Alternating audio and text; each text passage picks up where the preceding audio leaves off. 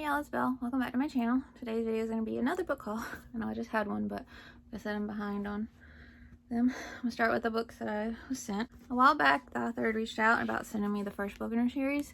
Then some time went by, and then she messaged me again, said she had mailed it recently. Not only did she mail the first book, but she sent the whole series. It's a 5-book series, and it's The Cat Mage Chronicles by Meryl Urish. And the first book is Darkness Rising, Darkness Ascendant, Darkness Triumphant, Darkness Exultant, Darkness Fallen. It's been hundreds of years since the darkness last surfaced, a grim time when both humans and cat mages lost their lives.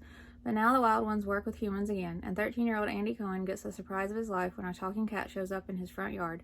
Golden Eyes, a powerful cat mage, needs Andy's help. Sounds amazing. I'm so excited. Thank you so much. And then a new book came out in the Stuck in Time series by Dave Johnson, and he reached out and asked if I want to read it and review it, and I love this series, so I said yes. Stuck in the Land of the Pharaohs. This is book 6, and I'm so excited to be back with these siblings and go somewhere new and learn a bunch of things I didn't know before, because I always learn stuff, so I'm very excited. Thank you so much. And then this one I had no idea was coming. It came wrapped with this, and it's My Big Heart-Shaped Fail by Cindy Callahan. And she wrote the book that she had sent to me around Christmas time, The Girl Who Ruined Christmas. And this comes out in September. Thank you so much. I had no idea it was going to come, and I was such a happy surprise. What if you wrote down secrets that you couldn't tell anyone, tie them to balloons, and let them float away? You'd be filled with calm and peace, right? Until that is, said balloons dropped at your school, and everyone started looking for the secret's author. You. Doesn't say much, but I'm very intrigued by that. Thank you so much. And then the author reached out and asked if she could send me her newest release, which hasn't been long come out, The Natural Genius of Ants by Betty Culley. I absolutely loved Down to Earth by her, so I'm so excited to read this. She sent a bookmark, some stickers. Harvard is used to his father coming home from the hospital and telling him about all the babies he helped. But since he made the mistake at work, Dad has been quieter than usual, and now he's taking Harvard and his little brother Roger to Kettle Hole, Maine for the summer. Harvard hopes this trip isn't another mistake. In the small town where he grew up, Dad seems more like himself, especially once the family decides to start an ant farm, just like Dad had as a kid. When the mail order ants fail to survive the trip, though, Harvard doesn't want Dad to experience any more sadness. Luckily, he and his new friend, Nevaeh, have the brilliant idea to replace them with ants crawling around the kitchen instead. But these insects don't come with directions, so the kids have a lot to learn about the ants, each other, and how to forgive when things go wrong. It sounds like such a unique story with the ants and how they play and everything, and I just know I love her writing already, so I can't wait to see what she does with this. Thank you so much. So that's all the books that were sent to me, and then sequels. The next in the After School Detective Club by Mark Dawson. This is the second book, The Secrets of Ragnar's Gold. I think I'm really gonna love this series so much. It's like so up my alley. There's illustrations throughout. I can't wait to binge these. And then I got the third book because I have the first two. The Last Spook and the Brothers Wolf series, Joseph Delaney. These just look like dark upper middle grade. So excited, can't wait to binge. And the second, The Agent Asha, Operation Cyberchop by Sophie Dean. It was just sound incredible, like such a good time. And they're full of illustrations. And I got the next two in the Alcatraz versus the Librarian series by Brandon Sanderson. I have them all in hardback, but they're bringing them out again in paperback with new covers, but with the same illustrator. So I got book 2, The Skyranger's Bones. I don't know if I've been showing y'all, but there's illustrations inside too. And The Knights of Crystalia. These are so beautiful. That's all the sequels. And then I got a graphic novel, Sisters of the Mist, and this was an anticipated release video, so I won't read the synopsis, by Marilyn Spage. Beautiful art. This I thought was like gonna be like a highly illustrated like chapter book maybe, or like a short graphic novel, but and this was like $16, so this might be going back. This was in my anticipated release, but it's only like 40 some pages, and yeah, that's way too much, I think, for, so I don't know, but it is cute. Then I got Wyla, the Quarry Warrior by Jordan Gold and Richard Pritchard. Such a beautiful cover. It's full of illustrations. Wyla is brave, kind, and strong-willed. She loves megafauna animals and teaching art to the young kids of her tribe, but she isn't a warrior, not yet anyway. When her family and her people are stolen by the dragon army, Lila must find the courage to set out on a perilous journey to save them. Does she have what it takes to become a warrior like her grandmother before her? Which sounds like such a great story. And then I got this bind up, Sprinkles, Secrets and Other Stories, 3 books in one. Includes It's Raining Cupcakes, Sprinkles and Secrets, and Frosting and Friendship by Lisa Schroeder. And I'd had those books on my wish list, so when they put them in a bind up. And I love food and middle grade. In It's Raining Cupcakes, Isabella dreams of going to New York City for a prestigious baking contest, but family drama and BFF drama potentially stand in her way. And then it tells about the other one, but it's the same character, so I'm not going to read that in case it's spoilery. So I'm very excited to have this. And then I found this on, I've been on it for a while. It's a little bit shorter, but I found it for $4 and something on Amazon. Mina Meets Her Match, and this is a series. This is the first one by Carla Manternet. It's illustrated. Mina's life is full of color. She wears vibrant clothes, eats every shade of the rainbow, and plucks eye-catching trash from the neighborhood recycling bins. But when her best friend, Sophia, stops playing with her at recess and she experiences an unexpected and scary incident at breakfast, nothing can fight off the grade. That's when Mina comes up with a plan to create the best and most colorful Valentine's Day box in the class. With the help of her cousin Eli and her stuffed zebra, Raymond, Mina discovers that the best way to break through the blot is to let her true colors shine. It's an incredible story. I've been wanting this for so long. I really like Marcy Kate Connolly, The Star Shepherd. So beautiful. It's full of illustrations. When the world first formed, the night was black and filled with dark creatures. The elders knew their people couldn't survive under such a threat, so they made the ultimate sacrifice. They gave their hearts to the sky in the form of brightly shining stars to keep evil away. Now 11-year-old Cairo is a star shepherd like his father. He spent his life tucked away in the outskirts of the town of Drim. There, the small family watches the night sky for falling stars and rushes to rescue them when they do. When too many stars begin falling at once, disappearing before they can be saved, Cairo's father journeys to the Star Shepherd Council to report the threat.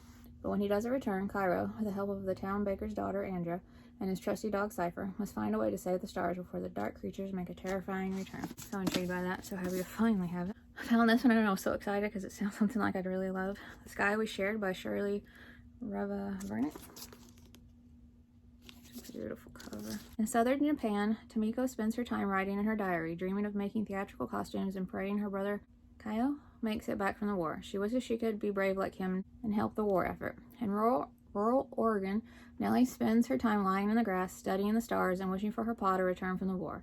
She also wishes the boy next door, Joey, would talk to her again like he used to. Soon the girls' lives become inextricably linked. Tomiko and her classmates are brought to a dump repurposed theater to make large paper balloons to help the military. No one knows what they are for. Nellie and her classmates ration food, work in salvage drives, and support their community. No one knows what's coming.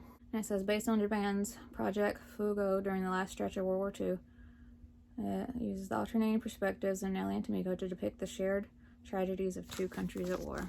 Sounds like an important story. I'm so happy I found it. And then I have several of Laura Martin's books now after I read, I think it was Monster Missions. It was one under the sea with sea monsters.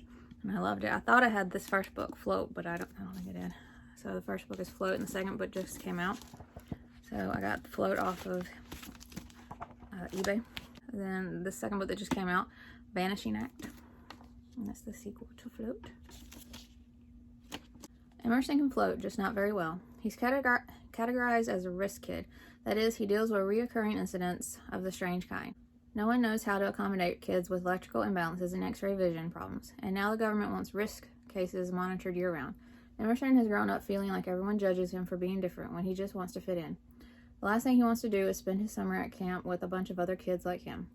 But when he meets the other 12-year-old boys in his red maple cabin, he realizes that his floating malfunction isn't even that unusual compared to inconvenient invisibility, spontaneous combustion, and random time travel.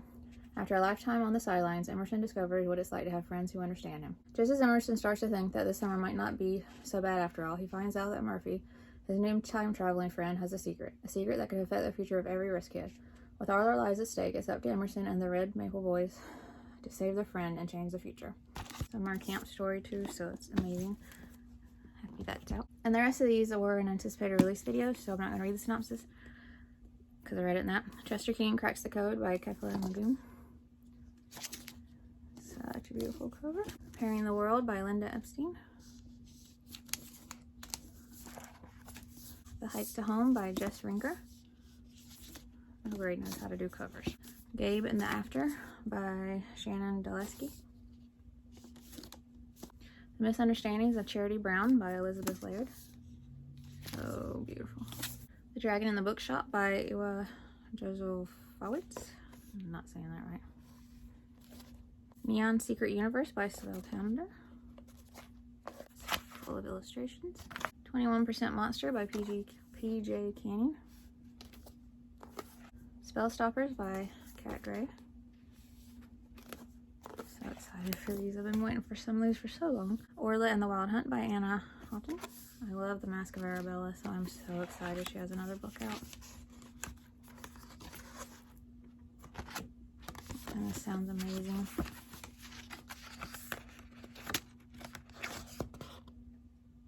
Olive Jones and the Memory Thief by Kate Gilby Smith. Such a good story. Firecats of London by Anna Farter. It has illustrations. Once Upon a Fever by Ingrid Walker. I love the Ash House by her, except for the ending. One part of the ending. So, very excited to read something else by her. Edit Invincible by Reese Eshman. And the first bit of it's like comic form, but it's just like the first like 6 pages, then it's a regular novel. The Star That Always Stays by Anna Rose Johnson. So beautiful. Nura and the Immortal Palace by M.T. Kahn. So excited this is out, it's so beautiful. Lark and the Wild Hunt by Jennifer Adam. I was obsessed and loved The Last Wind Witch. So I'm so happy this is out, and the cover matches The Last Wind Witch. The spine matches The Last Wind Witch's spine, so I love that. Dead Good Detectives by Jenny McLaughlin. I love the Lander War series, and I'm so excited she has another series now, and this being the first book. And this sounds even more amazing, and I'm so excited. Illustrations throughout. The Billow Maiden by James Dixon. So beautiful. Be Real, Macy Weaver by Lakeita Wilson. So beautiful. Next Door to Happy by Allison Weiser-Strout. The Last Beekeeper by Pablo Cartea. Chapter head illustration. A Perfect Mistake by Melanie Conklin. And then lastly, Breda's Island by Jessie Ann Foley. So beautiful. Alright, y'all, that's it for this video. I hope you enjoyed it. Did you see any books you're interested in? Have you read any of them? Did you like them? Did you not? Let me know in the comments. I'm wearing one of my Elvis shirts today. Me and my husband are going to go see the movie. I'm very excited about it. Well, it still feels wrong going places because we haven't been to a movie in almost 4 years because we didn't leave her alone, my pup. And so it kind of still feels wrong. So this will be our first movie, and I normally wouldn't even go, but for this movie, and it looks like they did it right with this one. Other movies they've tried to make about Elvis, I haven't really. But anyway, hope you enjoyed the video. And if you would like to subscribe, I would love that if you'd like to. And I'll see you in my next video. Bye.